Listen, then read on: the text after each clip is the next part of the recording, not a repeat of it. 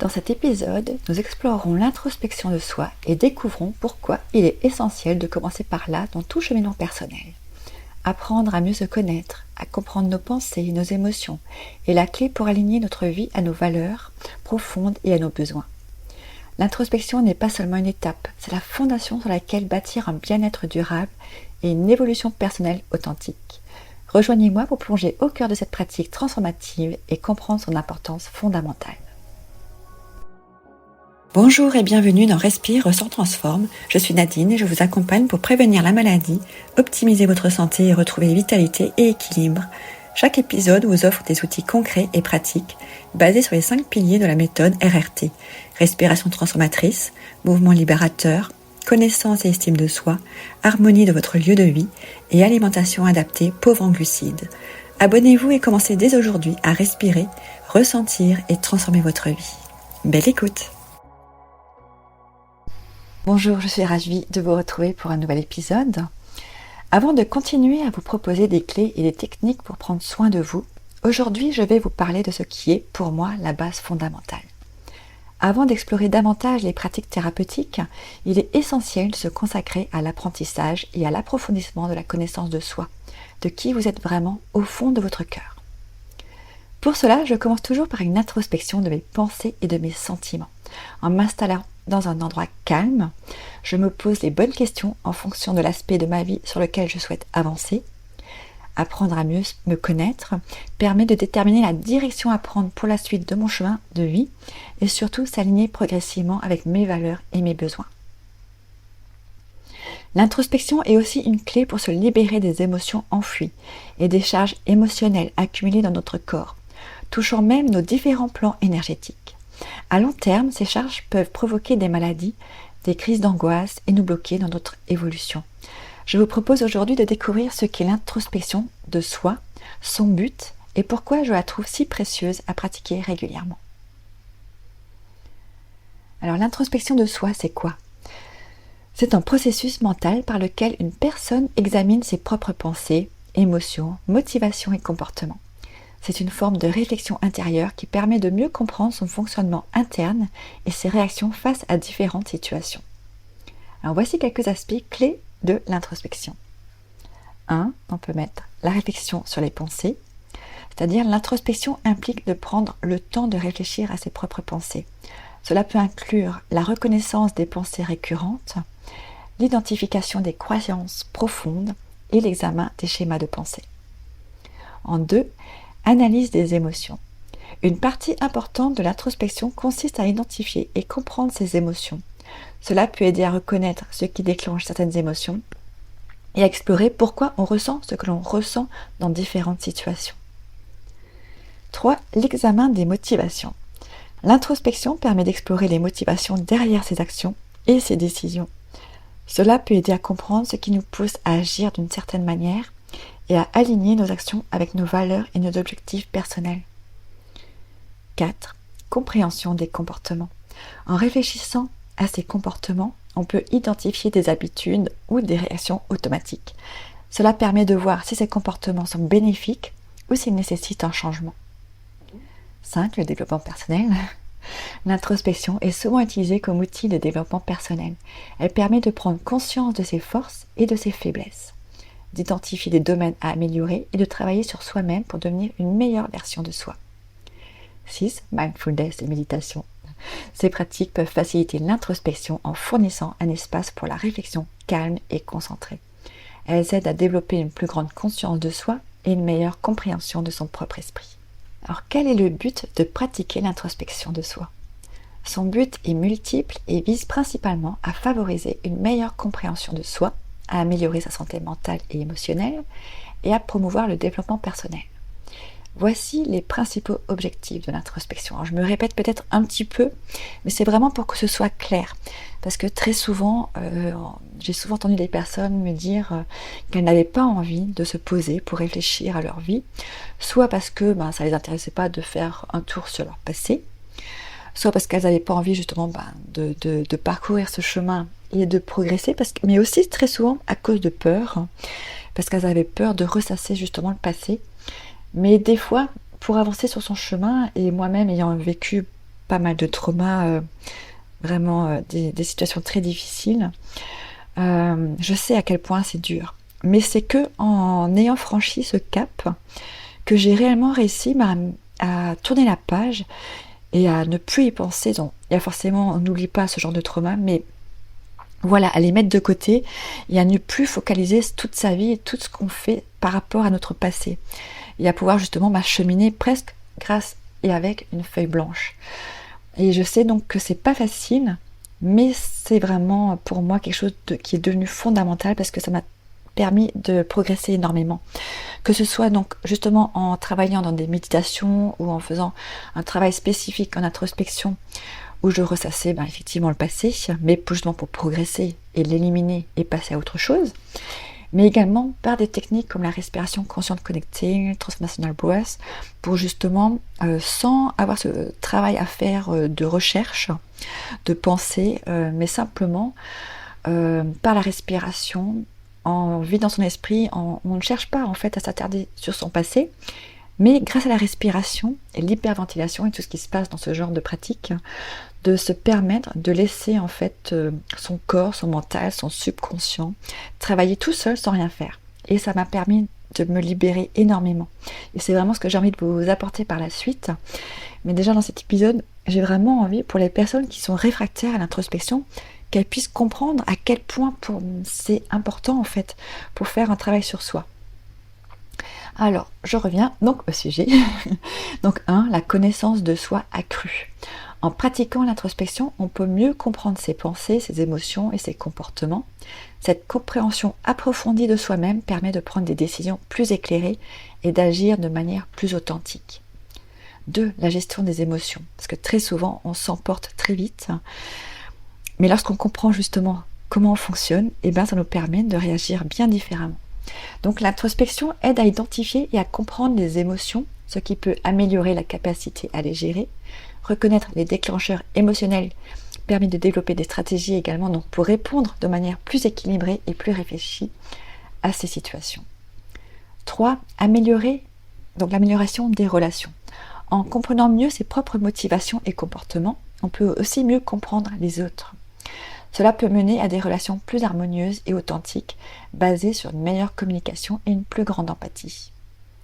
4. Le développement personnel. L'introspection permet de repérer des domaines de sa vie qui pourraient nécessiter des changements ou des améliorations. Cela inclut des habitudes, des attitudes ou des comportements qui ne sont pas alignés avec ses valeurs et ses objectifs de vie. 5. La réduction du stress et de l'anxiété. En prenant le temps de réfléchir à ses pensées et à ses émotions, on peut réduire les sentiments de stress et d'anxiété. Comprendre la source de ces sentiments peut aider à trouver des solutions et à développer des mécanismes d'adaptation plus efficaces. 6. Augmentation de la résilience. Une meilleure connaissance de soi aide à développer une résilience émotionnelle. Cela permet de mieux faire face aux défis et aux épreuves de la vie en ayant une compréhension claire de ses propres forces et faiblesses. 7. Alignement avec ses valeurs. L'introspection aide à s'assurer que ses actions et décisions sont en accord avec ses valeurs personnelles. Cela favorise un sentiment de cohérence et d'intégrité dans la vie quotidienne. 8. Favorise la créativité. En explorant ses pensées et ses émotions, on peut découvrir de nouvelles idées et perspectives, ce qui peut stimuler la créativité et l'innovation dans divers aspects de sa vie. Alors comment faire dans la pratique ? Pratiquer l'introspection de soi peut être une expérience enrichissante et transformante. Voici quelques étapes et techniques pour vous aider à commencer. Bien sûr, dans les prochains épisodes, on va largement développer tout cela et je vais vraiment vous accompagner pour que vous puissiez avancer sur votre propre chemin. Alors 1. Créer un espace calme et confortable. C'est-à-dire choisir un endroit tranquille, trouver un endroit dans votre maison où vous pouvez vraiment être au calme, ne pas être dérangé, éteignez votre téléphone, vraiment explorez chaque recoin de chez vous et trouvez-vous un endroit où vous pourrez être au calme. Mais cela concerne également un horaire, parce que les personnes qui ont des enfants, on sait très bien à quel point c'est difficile de réussir à faire des pratiques personnelles chez soi, surtout lorsqu'on a des enfants qui adorent venir voir ce qu'on fait, et qui aiment qu'on s'occupe d'eux, forcément. Donc des fois, il faut réussir à aménager. Donc ça peut être le soir lorsqu'ils sont déjà au lit, ou bien plutôt le matin, on se lève un peu plus tôt. Ou simplement, le soir, au moment où on se couche, et on se met un audio. Des fois, je mets mes écouteurs, j'écoute un audio. J'ai toujours mon carnet pas loin. Et je me pose tranquillement, parce que je sais que c'est le moment où ma fille, quand elle sait que je me couche, étrangement, c'est le moment où enfin elle arrive à se calmer et elle aussi à s'endormir dans son lit. Donc il faut une ambiance apaisante. Donc utilisez des éléments comme des bougies, de l'encens ou de la musique douce pour créer une atmosphère propice à la réflexion. 2. Fixez un moment régulier, c'est-à-dire avoir une routine quotidienne. C'est très souvent plus facile lorsque notre inconscient a cette routine et cela se fait tout seul, parce qu'on n'a plus besoin d'y réfléchir. Donc essayez de consacrer du temps à l'introspection tous les jours, même si ce n'est que 5, 10, 15 minutes par jour, c'est déjà pas mal. Après, bien sûr, vous n'êtes pas obligé de le faire tous les jours, mais 2-3 fois par semaine, déjà, c'est déjà pas mal. Mais ce qu'il faut noter, c'est que la régularité aide à approfondir la pratique, parce que cela devient en fait un mode de vie. Et donc on s'y plonge plus facilement qu'au départ, on a peut-être un peu plus de mal à calmer son esprit, tout ça. Alors, choisir le bon moment. Trouvez un moment de la journée où vous êtes le plus calme et le plus réceptif, comme par exemple le matin après le réveil ou le soir avant de dormir. 3. Utilisez des techniques de méditation et de mindfulness. Méditation guidée. Utilisez des applications ou des enregistrements de méditation guidée pour vous aider à entrer dans un état de relaxation et de réflexion. Et vous avez de la chance, parce que je vais vous en proposer pas mal dans ce podcast. Donc n'hésitez pas à continuer à regarder mes autres podcasts, parce qu'il y aura donc des audios. Concentration sur la respiration. Prenez quelques minutes pour respirer profondément et vous concentrer sur votre respiration, ce qui peut aider à calmer l'esprit. Ça, c'est vraiment la base de la méditation. Très souvent, c'est la première chose qu'on recommande, c'est de se concentrer sur sa propre respiration. Et d'ailleurs, dans le prochain épisode, nous allons faire un scan corporel. Et vous allez voir, c'est une très belle pratique pour savoir comment vous vous sentez et calmer votre esprit. 4. Tenir un journal. Écrire régulièrement, donc notez vos pensées, émotions et expériences quotidiennes. Cela peut aider à identifier des schémas et à comprendre vos réactions. Alors les schémas, c'est-à-dire ce sont des boucles qui se répètent continuellement dans notre vie, et ça fera l'objet d'un prochain épisode, parce que c'est vraiment très intéressant de réussir à sortir justement de ces boucles pour passer à la suivante et donc évoluer sur son chemin de vie. Question introspective. Posez-vous des questions comme par exemple, qu'est-ce qui m'a rendue heureuse aujourd'hui? Quelles émotions ai-je ressenties et pourquoi? Ou quelles sont mes plus grandes forces et faiblesses? Là, c'est un petit exemple, on va en développer largement d'autres par la suite. 5. Posez des questions profondes. Exploration personnelle. Réfléchissez à des questions comme quels sont mes objectifs de vie, quelles sont mes valeurs fondamentales, ou qu'est-ce qui me motive vraiment. Identifiez des déclencheurs. Pensez à des situations récentes qui ont provoqué des émotions fortes et analysez ce qui a déclenché ces émotions et ces réactions. 6. Pratiquez la gratitude. Faites une liste de gratitude, par exemple dans votre carnet, ou téléchargez simplement tout ce que je vous propose dans mes ressources gratuites. C'est disponible sur mon site nadinejoukas.com. Donc chaque jour, écrivez 3 choses pour lesquelles vous êtes reconnaissante.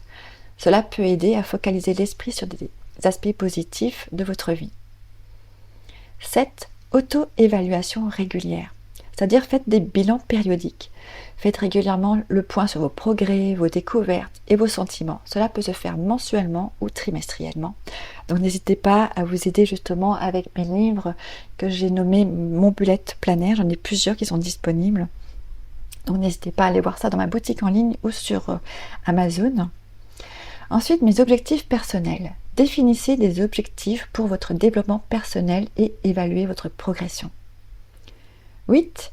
Lire et s'inspirer. Donc des livres, des articles. Moi, j'adore lire. J'ai une bibliothèque énorme. J'ai également créé un compte sur Vinted parce que je ne garde pas tous les livres puisque je vis en mode minimaliste chez moi. Donc j'ai quelques étagères, mais je ne peux pas tout garder. Je garde vraiment uniquement les livres qui sont pour moi des références. Et donc très souvent, après je vends aussi des livres qui sont des références parce que j'ai plus de place, parce qu'entre-temps j'en ai des nouveaux qui arrivent. C'est pour moi très difficile en fait de résister aux bouquins. Lorsque je vais dans un magasin, je ressors avec une valise pleine tellement c'est horrible pour moi de ne pas acheter de bouquins parce que j'adore lire. Et donc c'est vrai que déjà ado, je lisais beaucoup de livres, mais c'est que depuis que je suis devenue thérapeute que, en fait, je suis passionnée par les livres qui sont liés à la santé naturelle, à la médecine, à développement personnel. En fait, tout ça est vraiment très intéressant. C'est très enrichissant. On apprend énormément de choses en plus des formations que j'ai déjà suivies. Donc pour moi, les livres sont vraiment une grande source d'inspiration. Il y a également les articles de blog, il y a des vidéos, il y a plein de choses maintenant avec la chance que l'on a d'avoir Internet. Il y a énormément de moyens de se documenter et d'apprendre. Et donc je place ça, mais n'hésitez pas aussi à aller découvrir mes livres et mes guides sur le bien-être. J'ai également écrit des romans feel good. Donc n'hésitez pas justement à y prendre encore pas mal d'inspiration et de sources de conseils. Ensuite, il y a également les citations et les réflexions. Donc, utiliser des citations inspirantes comme point de départ pour vos réflexions peut être un outil intéressant. 9. Utiliser des techniques créatives, comme l'art, le dessin. Le fait d'exprimer en fait vos pensées, vos émotions à travers des moyens artistiques comme le dessin ou la peinture peut offrir une nouvelle perspective. Moi, j'utilise beaucoup la peinture, moins le dessin maintenant. Mais c'est vrai qu'au fil des années de mon travail, je me suis rendu compte à quel point mes tableaux sont complètement différents.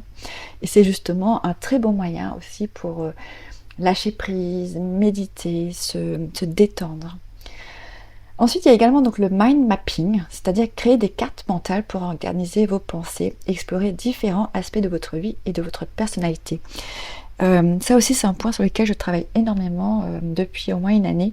C'est justement l'organisation de ma vie pour supprimer en fait des charges mentales, gagner du temps, mais également au niveau justement de créer mon tableau de visualisation. Donc, il y a vraiment plein de choses. Donc n'hésitez pas, il y a plein de vidéos qui vont arriver sur ma chaîne YouTube aussi que je vais vous partager justement sur tous ces points-là parce qu'il y a énormément de choses que l'on peut faire.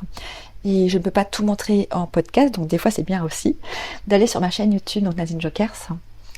Ensuite 10, chercher du soutien si nécessaire. Groupe de discussion. Donc moi j'ai créé des cercles de femmes, mais ça peut également être intéressant de rejoindre par exemple mon groupe Facebook pour discuter, échanger entre nous, et également trouver des gens qui partagent les mêmes envies, les mêmes sources de développement, et donc aller rejoindre pour discuter, échanger, être inspiré et lire un peu le parcours de chacune parce qu'on apprend on a toutes des chemins de vie tellement différents et on apprend toutes des choses, donc c'est vraiment très intéressant de partager avec d'autres personnes. Et ensuite, il y a également la thérapie. Si vous trouvez difficile de faire de l'introspection seule, consulter un thérapeute peut être extrêmement bénéfique pour approfondir votre compréhension de vous-même. Et ça, c'est clair, parce que j'ai beau travailler dessus maintenant depuis 17 ans déjà. J'ai énormément appris au fil du temps, par les expériences, par la maladie.